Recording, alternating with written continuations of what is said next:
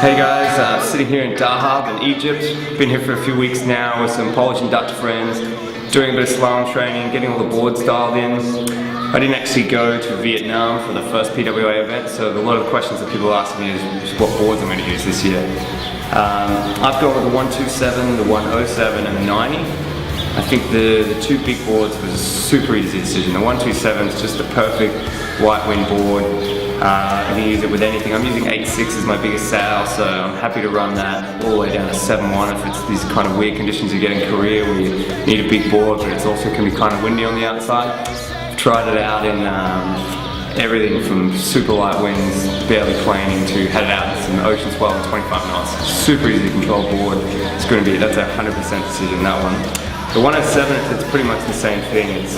I went last year with a 100 instead of a 110 litre board, and it kind of takes away that combination of having an 8.6 you can put on, and so you kind of lock into running a 7.9, 7.1, and I think that was probably a key combination in some of the events like Turkey where you really want to have an 8.6 but on a smaller board for a bit more speed.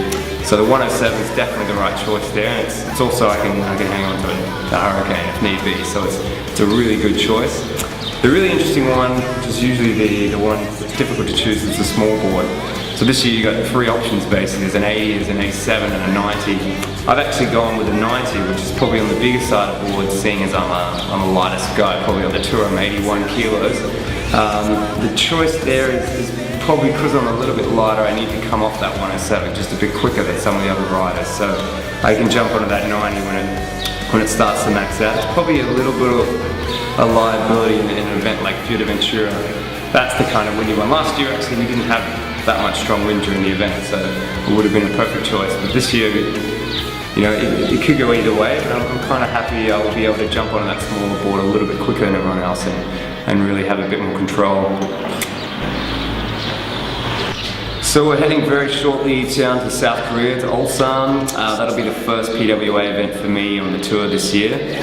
It's kind of an interesting place to sail where they set the course. On the outside you have very windy conditions, and on the inside there's usually very light sort of basically no wind. So it kind of favours someone who can run a big sail on a medium board and just hammer it on the outside and hang on to that big sail, and they've got enough juice to get around the jibe marks on the inside. So it's quite an interesting place to sail. I actually don't mind sailing there.